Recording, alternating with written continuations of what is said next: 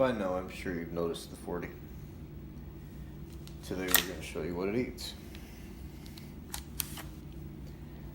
That is a round that I made from BT Snipers 40 caliber one-step die, using his BTX notch die for the hollow pointer. This video is going to show you how to make them.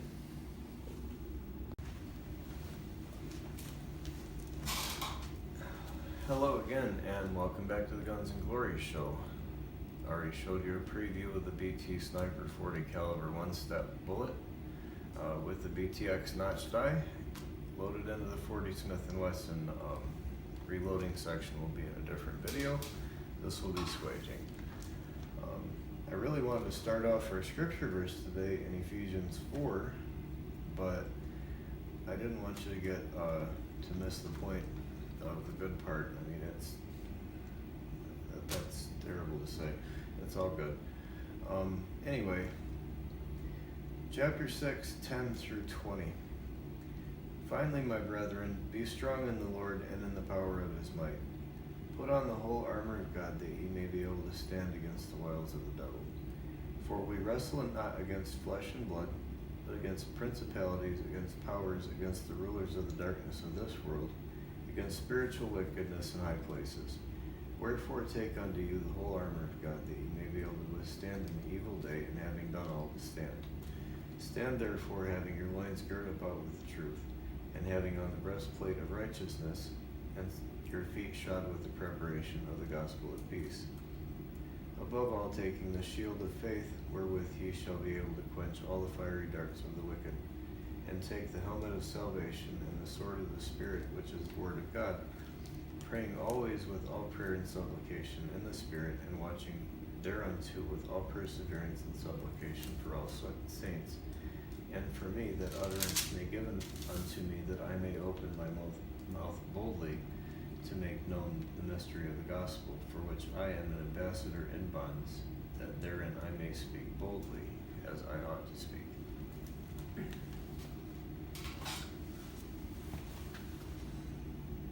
So I suppose we'll start with the basics, the equipment used in making these bullets. The fun part is the point forming die. That's what I call it. It's really a one-step die. If you intend to do one step, you can use a jacket from a 9mm, put a core in it, and then point form it all in one shot. There's better ways to do this than that. So you want to do a little bit of prep before you get it there.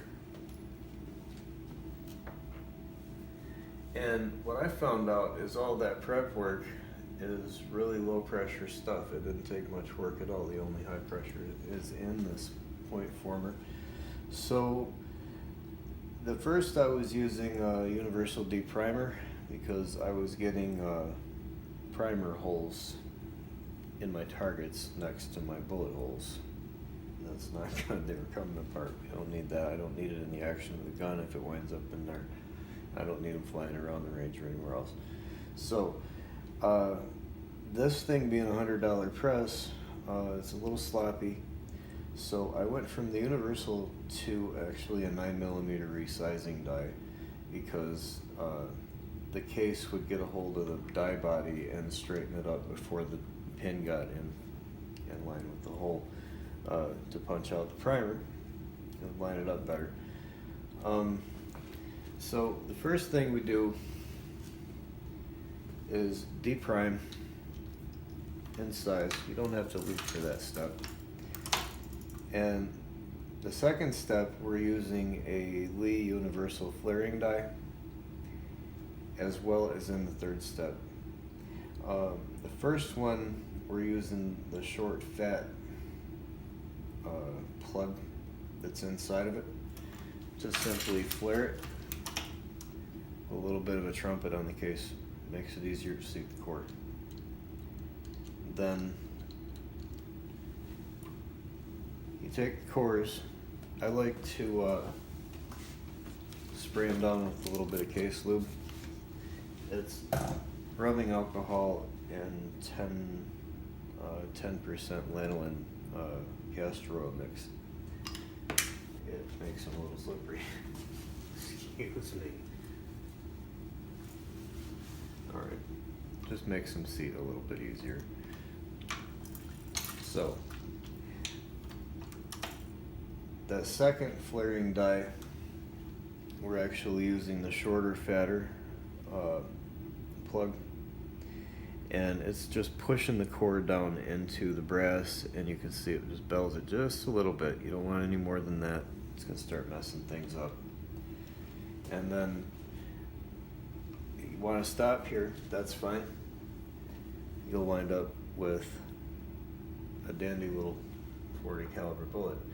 If you want to go with the BTX notch die in this stage, or station rather, you wind up with that. It finishes this way. So on that fourth step, we created that notch, which will finish this way in the point forming die, which is over here. We'll go over this as its own step, but I'm sure you want to see it. So I always keep lube up there. That way I don't forget if I'm just doing a single one.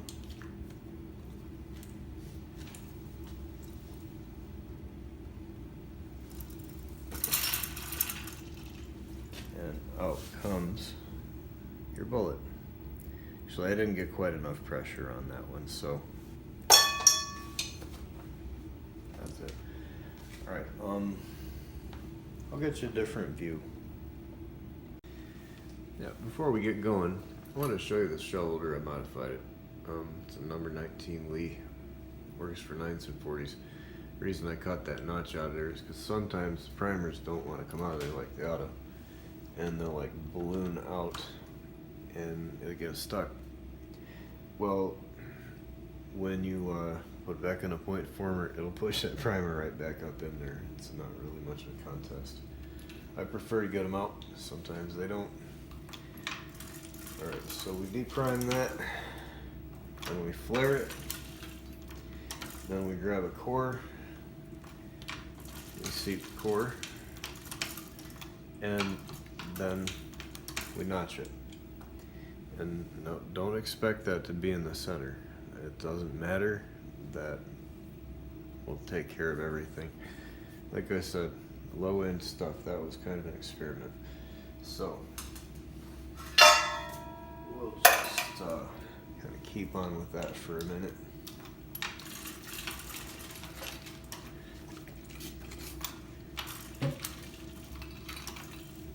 Grab the core. This is when you pick up your other piece of brass.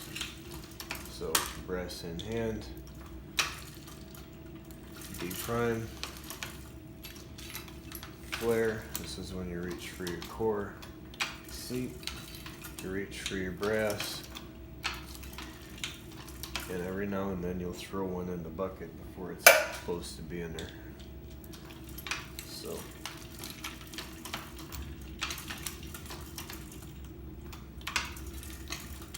as long as you keep your finger out of that rhythm, you're alright. You can move through a pile of these in a hurry this way.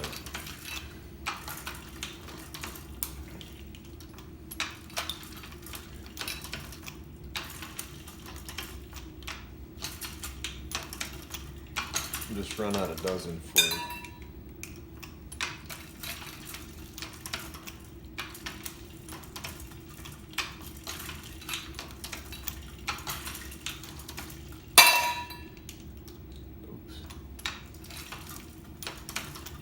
The primers are being deposited in a little bitty tube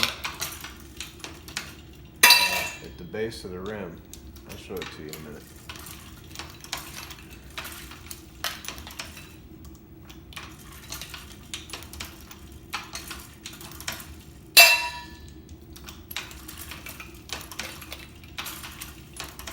Oh, yes. You put the core in there. believe it or not, nose first, because the circumference of this thing at the base actually supports this as it's being formed by the various tooling.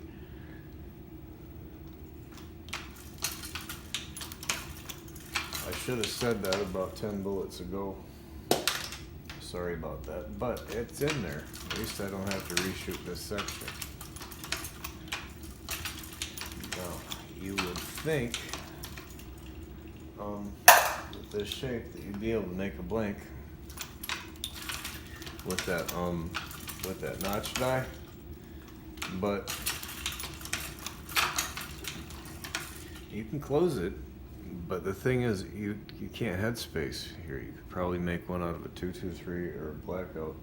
I made one of the blackout, but I haven't shot it yet, so we'll see if it'll launch a golf ball or not. Oh yeah, the primer pickup tube. Let's head south. Yeah, I didn't want to forget. Yeah, that's just collected in there, and attaches that away. You just pop it off of there and dump it out. So there you go. I suppose we'll go on to cores next. We've got to make you some cores to make you some bullets. Okay, a couple of things about this little press. I haven't broken one of these yet, but I've been told that this little plastic washer will go out on these things. So I bought 10 of them from Lee. It cost me it was under $15 to get them here. So that you take the turret up and off of there like that, and that little thing's up there like right there. Other thing, grease this tool quite heavily. It quiets it down, smooths it out a whole lot, and be careful with it when you're trying to put it together.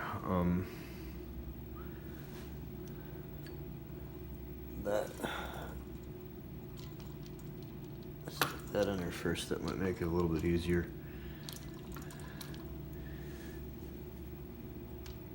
Maybe it goes down in there. I ain't sure. Like I said, I haven't broken one yet. When the time comes, I'll figure it out. I think it was the thing on top of the stick. Somebody said something about it being down in this thing. I don't know. There's a screw right here. It'll come apart. And I'm the kind, if I need to get in there and fix it, I'll figure it out. I ain't even worried. If I do have to fix one and I have the presence of mind to do it, I will film it. I wanted to change the angle and show also that if you goof up on a step and you want to back up, let's say you form it or you deprime it and then flare it, you seat it, and then you pick up your piece of brass, so instead of crimping it, you throw it in the pile. That'll happen. You can get them out of the pile later, go back to that step. Instead of cycling it, load it, crimp it, load the next one, crimp, crimp, crimp, and now you have this like as a single stage press. You can do that at any station. You can function this as a single. I suppose if you were clever, you could probably use this little primer. Give me that. This primer deflector thingy makes something like that to cause a mechanical stop right here. Yeah, actually, I like the way that feels. If you were to just pin that, drill through there and pin it, that would stop right there, and this press would serve as a single stage press. Like I said, I can handle my business. I know what I'm doing. Actually, I'm just messing around. I'm not trying to be that cocky, but I came up in a garage, you know. That's what I do. So anyway, I guess we'll make a little clip for the bullet casting, and we'll get on to the point forming. Hello there. One critical step in making a .40 caliber bullet out of spent 9mm brass is you've got to soften it. It's called annealing. Takes about 10 minutes or so. You got to bring it up to temperature. I like to use that Lyman Big Dipper pot. It's a lead pot. I've never used it for anything but annealing. But it's sufficient to cherry the brass for a few minutes, which is all you really need. After that, we'll need to tumble it and then get on to casting. Now, we're operating this whole thing without a script. And I nearly forgot this portion, so if things are a little out of sorts, please forgive me. However, at the end of the day, you'll have bullets. Oh yeah, in case I forget, I'm using HS6 powder, an overall length of 1.125 inches, and I'm using a charge of 6.2 grains with CCI small pistol primers. Alright, these things have been cooking for a bit. I don't know if I mentioned it, I'm getting about 930 feet per second out of these. I'd like to do with them a little bit, doggone it, a little bit less on the shiny side. However, this batch was annealed beforehand. We just did it again for the show. You wouldn't try to pick that up with your fingers, that would be unwise. So anyway, we'll shut this thing off now and onto the tumbler, which is in the other room. Hello, this is my projectile polishing place. Got the lemon shine back here. That's where the shining comes from. The Dawn. We got some, I think it's rattlesnake venom. Anyway, it really shines it up. We got a Frankfurt Arsenal rotary tumbler, as you can see by the label. It's got a 3-hour timer, which is also right in front of you. This one, the Frankfurt Arsenal brass dryer, is really quite dusty. We've been remodeling recently, and I found if you keep it at about 135 degrees, you get a better color out of the brass. You take it all the way up, it turns kind of a maize color. Right now I'm just waiting for the brass to come out of the annealer. So what you want to do, you want to put about 2 tablespoons of Lemmy Shine in there. And it's got these little windows that last about 5 minutes before you can't see through them. And then a good squirt of Dawn and some of that laundry soap that we were talking about earlier. Some screaming hot water, filled up about that high, obviously, and the vertical access. Add your media. That's only a pound. I like to add about 3 and a couple hundred rounds at the most. That's about all you need. Run that thing about 2 hours. It's all it needed. 3 will do it, and then put it in the dryer for your timerless dryer for a couple hours. I'll dry it up. Anyway, we'll show you some action shot in a minute. Yeah, you want to get some really clean brass or bullets, make it look like you just bought them. Do it this way. I'm not a big fan of the stainless steel pins anymore because the darn things are just about the right length to cross their way up inside a 223 or a 9 or a 380, and we'll just wing it. And really bother your decapping pins. Let me fill this thing up with water. And it's entirely unnecessary. A good tumble out with these things, most of them fall out. Those little pins want to stick. Alright, fast forward 15 minutes. I didn't feel like waiting 3 hours for the tumbler, and another 2 for that dryer. Pop the top, pour out the junk.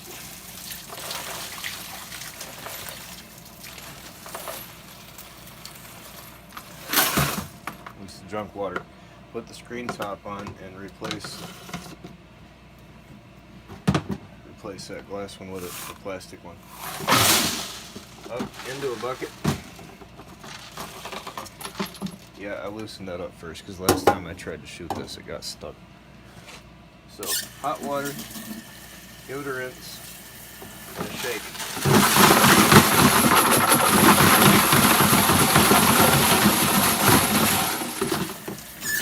They make a tumbler thing for it, but I don't got one. See how they come out anyway. You know, after just a few minutes, that's not bad. Anyway, on to the dryer. We'll just let you use your imagination for the rest of it. Just sort of dump that up in there, turn it on, come and get it. Alright, now we're going to make some cores for our 40. We got a Lee 10-pound pot. It's old reliable, really. It's about 60 bucks. It'll run for years.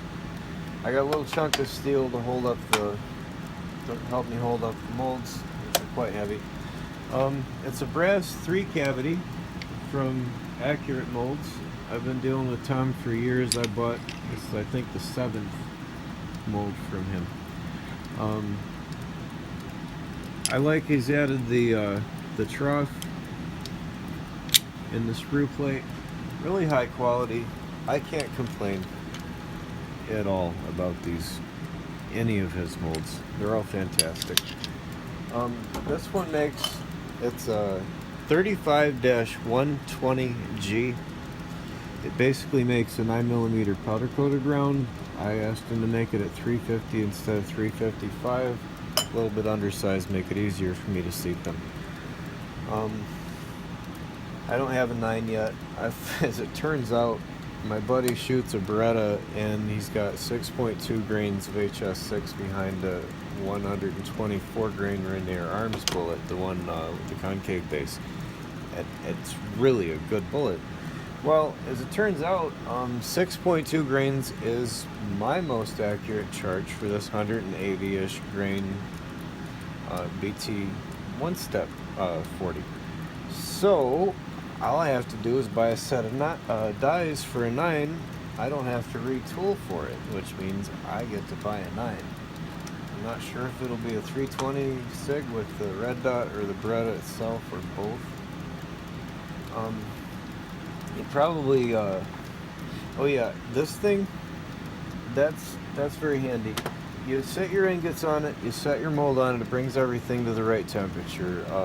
If there's any moisture on a mold, you put it in the lead pot, you will unleash the silver dragon that will bite you. It's quite violent. Where was I going with that? Oh yeah, the self-defense, carrying your own ammo that you make for self-defense argument, I don't really buy it. That should be a little warmer, it'll flow better if it's warmer. I don't really buy it because the self-defense laws in my state are really quite clear. If what you need to do is necessary according to the threat presented to you, your actions are justified. What type of weapon isn't ever really brought up at all. It's not mentioned in the law. You could use this thing if you wanted to.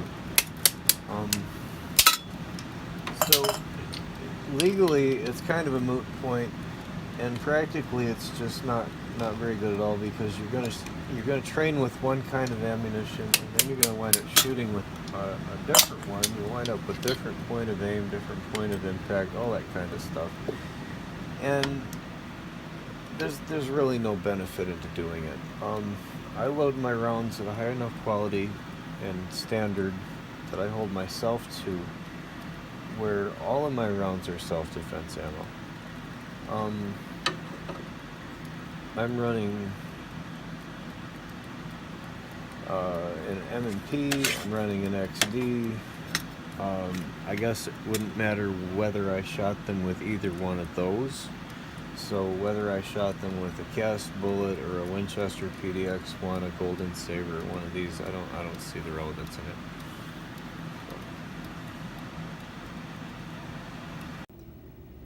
it. And we're back.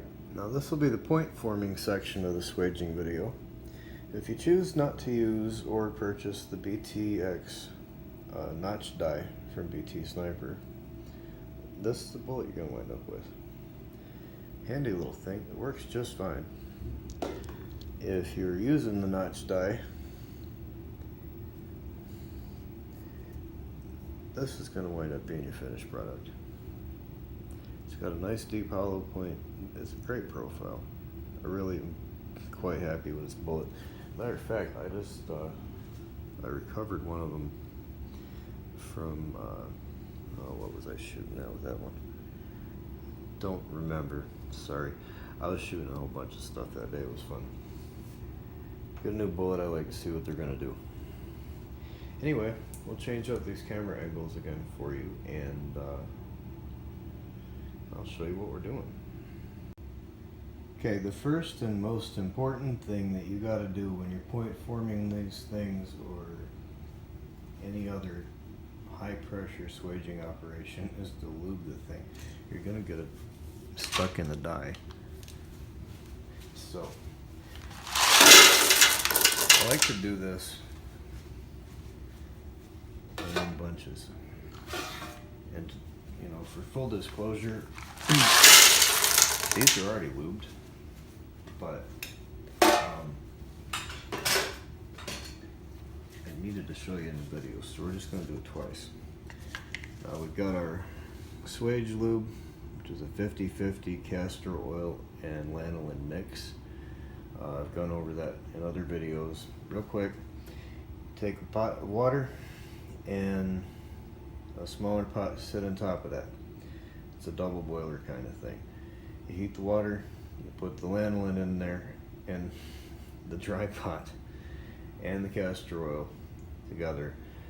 Let that boiling water warm up that inner pot until stuff melts. You can mix it in. That's pretty much it. It's not fancy. I like to get the 100% pure organic, all natural, whatever.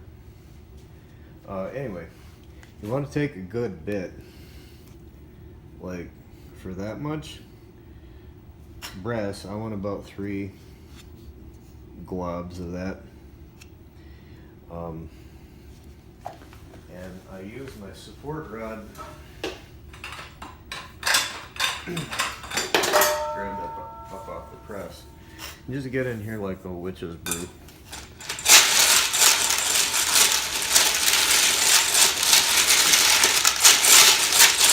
And that will dispatch that grease quite straightly. It's not going to hurt the bullets. Don't worry. So let me put this rod back in here. And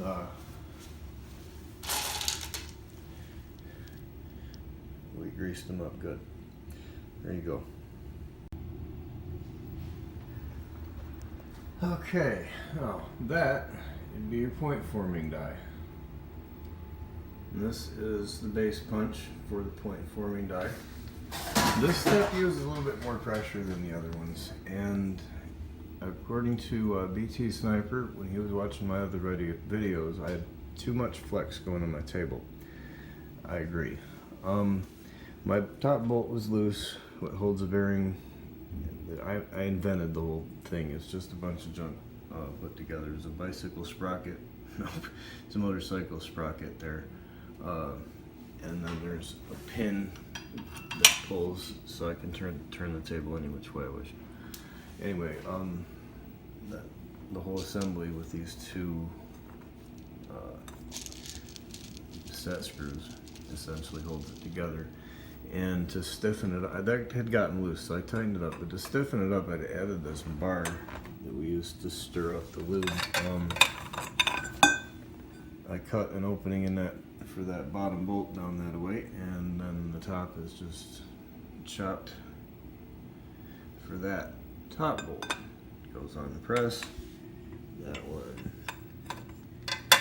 Give it a little turn, and it has never come out of there for me. Not once. Anyway, setup. We'll go over pressures in a second here. Put the base punch in first, all the way. You don't want to cheat by trying to thread it out and make it longer, quote unquote. Load bearing should be done on the shoulder, not the threads. You probably strip something. A lot of pressure goes on in here. You'll need the auto eject system. I've got this one set up for a 40. My 5.56 is down there, and the 30 should be here in a week or 2, maybe 3. Let the guy work. He's good at it. Be patient. It's worth it. Okay. This would be the hollow point punch. It interacts with the ejector system. Before you thread the die body into the press, put the bullet that he gives you, one of those, on the ram. Raise it all the way up. Thread the die body down until it contacts. Just give it a little snug. Then set it. Get one of your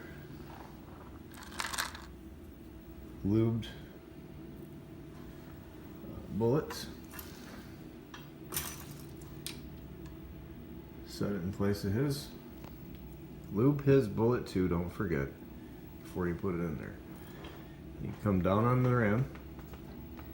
The decent amount of pressure goes up in there about yay far. Doesn't go all the way. You see the hollow point punch.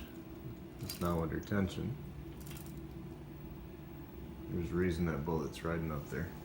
As you raise the press handle, you lower the AES system, eject the bullet, which sets gently on the hollow pointer. Now, as far as pressures go, you want to make sure you don't have a flow of lead. Use pure lead. I've probably said that before. Through the primer pocket hole. If you do, it's symptomatic of too much pressures. That's what that one was doing up there on top of that press. Too much pressure here. You can see them even deforming the base of the bullet too much. It does round them off a little bit. I like that. You can see, if I get the light right, the contact patch. It's from about here to about here. Yes, I did make that up. And you can see on the claws, this little fingernail-like thing. That all indicates your pressure is good. If you don't have enough pressure, you're not going to have this contact here. You're not going to have the right diameter. You'll drop the bullet into your powdered case and wonder why it won't fit. Not enough pressure. If those are full, you either got too big of a core, or you got too much pressure, or you haven't pushed the core down into the bullet far enough. Show you what it looks like from a different angle, because it's just, I've tried, it's too difficult to deal with from here. Oh yes, dimensions. Brian is he's a perfectionist, and he's really quite very good at what he does. Let's see, we'll zero that. Alright, zero. Watch. I guess we'll just come down on one like this. It's like bringing a car to a stop. You're not using gobs and gobs of pressure here. You're just trying to hit the brake and push in. The car comes to a gentle stop, and you're there. For an analogy. I bet you that this thing is right on the money. Come here. I'm not there yet. Told you. This thing, Siri, I dropped it. You get the idea. His stuff is accurate. It's on point. We're running about 180-ish grains for weight. That one's right about 181 something. I haven't got any complaints, really. I mean, the brass varies. If you want to separate it by head stamp, you can. I've tried to buy all one head stamp nines. Good luck. Couldn't find them. All right. I don't know if that'll wrap this up or not. Let's see. Are we done? Yeah. Guess so. Get back with you later. I gotta finish this can up. God bless. Almost forgot the obvious. You could tell I was trying to remember something. Well, how about we point form a few of these? Duh. Anyway, make sure you're gonna clear your nose and the rest of what you're thinking with your handle there. Put this thing, whatever these things are that we've made, what is it, a larva, pupa, I don't know. They fly and they bug Democrats, so it's cool. About there's where you're gonna feel it. Contact the inside the die body, and you just come up with an even amount of pressure till it stops. It's a little bit like bringing a car to a stop at a stoplight. You just, that's it, you know. You can tell by your pressure signs whether you got it or not. If you ain't sure, that should be no farther away than that anyhow. We're good. That's a 40. So, here we go. I'll grab a few of these up. 2 or 3, maybe 4 of them. Pop it on there.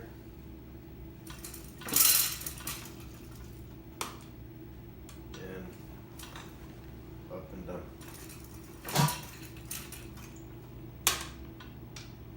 Don't forget your lube. If you do get one stuck, just send it back. Let him know, he'll fix it.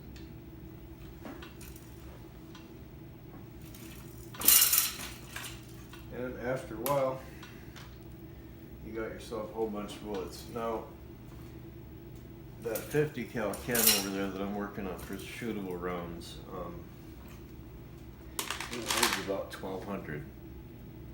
And these are a lot like a Golden Saber in appearance and performance, frankly. I figured out to be about $1,900 to fill that can full of Golden Sabers, and it only cost me probably 2. I've got about 2,000 in here, roundabout. I'll have one finished, and yeah, I don't got to worry about 40s.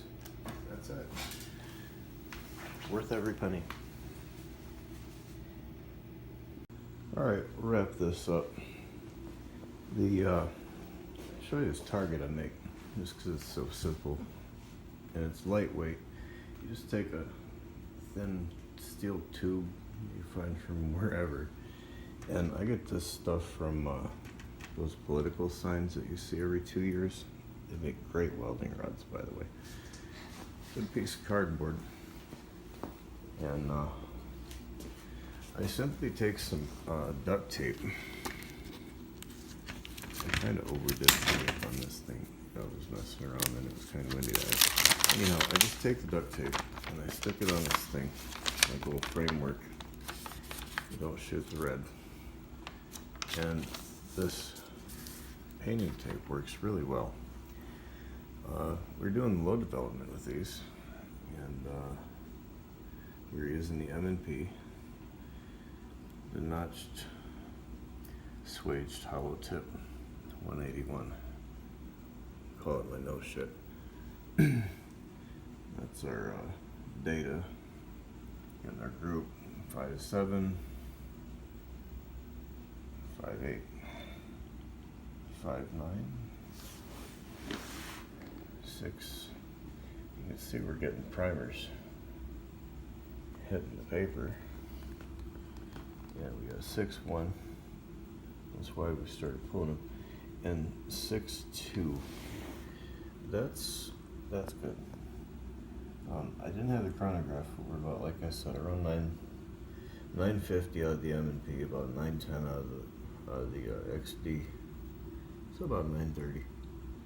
But yeah, we got a nice 6.2. That was my fault, and we got a couple of bonus points from the primers.